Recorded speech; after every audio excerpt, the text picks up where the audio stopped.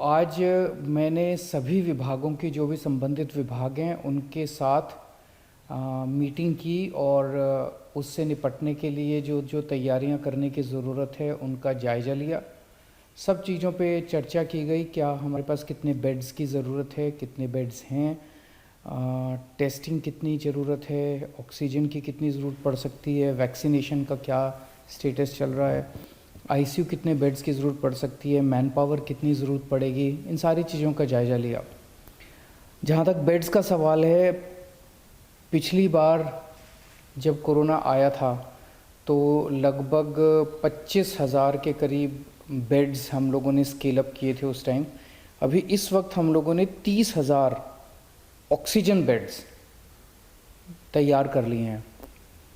30,000 oxygen beds already तैयार हो चुके हैं, जिसमें से लगभग 10,000 आईसीयू बेड्स हैं।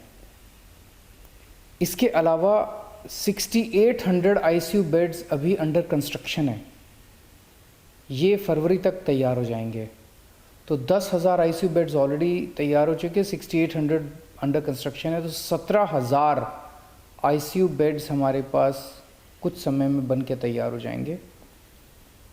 इसके अलावा हमने इस तरह से इंतज़ाम किया है कि हर वार्ड में, हर म्यूनिसिपल वार्ड में 100 ऑक्सीजन बेड्स हम तैयार कर पाएंगे 2 हफ्ते के नोटिस पे। तो इस तरह से 270 वार्ड है तो 27,000 ऑक्सीजन बेड्स हम शॉर्ट नोटिस पे 2 हफ्ते के नोटिस पे और तैयार कर सकते हैं। तो ये सारे बेड्स मिला के हुए 63,800 बेड्स हम लोग इसके लिए तैयार हैं या तैयारियां चल रही हैं। 63,000 लगभग 64-65,000 बेड्स की हमारी तैयारी है। इसके लिए जितनी भी मैन पावर की ज़रूरत पड़ेगी वो सारी मैन पावर भी ट्रेनिंग करवाई जा रही है और सारी मैन पावर भी तैयार की जा रही है। 32 किस्म की मेडिसिन्स हैं जो कि हमने एक कमेटी बनाई थी। 32 किस्म की मेडिसिन्स हैं जिसको अलग अलग तरीके से कोरोना के दौरान इस्तेमाल किया जाता है। उन सारी मेडिसिन्स का 2 महीने का बफर स्टॉक ऑर्डर किया जा रहा है ताकि किसी भी तरह से दवाइयों की कमी ना पड़ सके।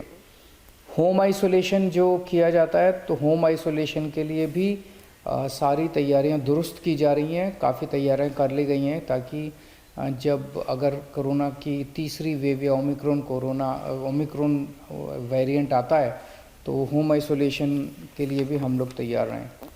पिछली बार ऑक्सीजन की सबसे कमी पड़ी थी। ऑक्सीजन के लिए हमारे पास जितने अस्पताल हैं दिल्ली के, उन सारे अस्पतालों का मिला के लगभग 750 के करीब 750 मीट्रिक टन की कैपेसिटी है। लेकिन पिछली बार सबसे ज़्यादा दिक्कत थी कि जैसे सेंट्रल गवर्नमेंट ने हमें ऑक्सीजन की अलॉटमेंट की, एक ट्रेन आ गई पूरी की पूरी ऑक्सीजन के टैंक लेके, लेकिन वो ऑक्सीजन हमारे पास ऐसी कैपेसिटी नहीं थी कि जहाँ पे वो ऑक्सीजन को हम स्टोर कर सकें। उससे निपटने के लिए हमने 442 मीट्रिक टन की storage capacity, extra storage capacity बना ली है। स्टोरेज टैंक अब हमारे 442 मीट्रिक टन के स्टोरेज टैंक तैयार हैं, जो कि पहले बिल्कुल भी नहीं थी दिल्ली की कैपेसिटी। दिल्ली में पहले ऑक्सीजन बनाने की बिल्कुल कैपेसिटी नहीं थी, ज़ीरो कैपेसिटी थी हमारी। अब हमने पीएसए प्लांट्स, ऑक्सीजन बनाने के प्लांट्स बनाए हैं। 121 मीट्रिक टन ऑक्सीजन अब दिल्ली में बननी चालू हो गई है। पिछली बार आपको याद होगा कि हर हॉस्पिटल कह रहा था मेरी ऑक्सीजन ख़त्म हो गई, मेरी ऑक्सीजन ख़त्म हो गई। पूरी उसके साथ हम लोगों ने सबकी ऑक्सीजन का इंतज़ाम भी किया, सब लोगों ने मिलके। कहीं कहीं देखने में आया कि कुछ लोगों ने गलत बोला या जैसे जो भी था।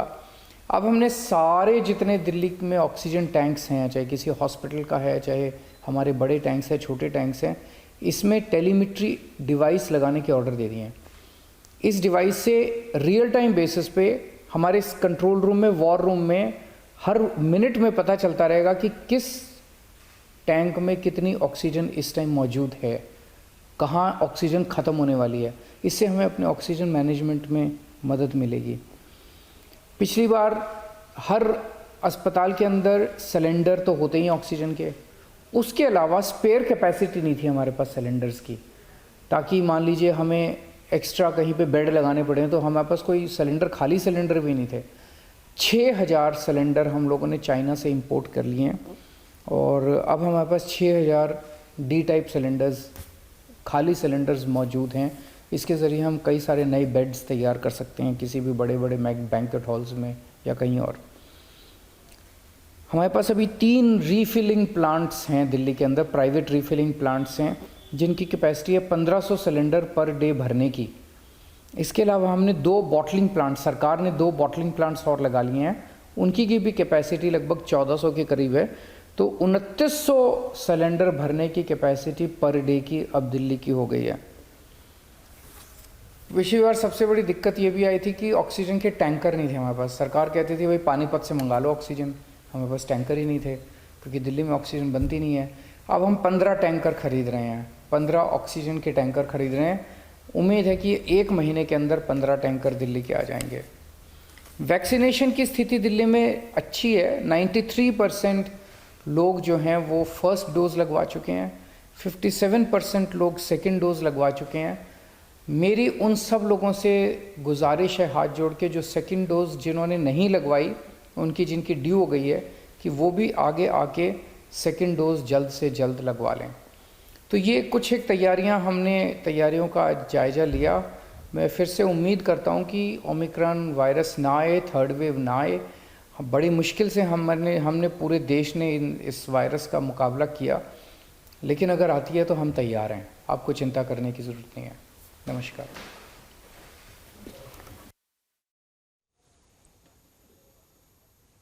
All right, so that was the Delhi Chief Minister Arvind Kejriwal giving a briefing on the COVID situation and the things that are now being done by the Delhi government to tackle the COVID, that is the Omicron scare, where, as we just heard him stating, that there have been several steps that have been taken by the Delhi government to make sure that they have necessary precautions in place, at the same time equipments and other facilities in place in case there is a spread of COVID.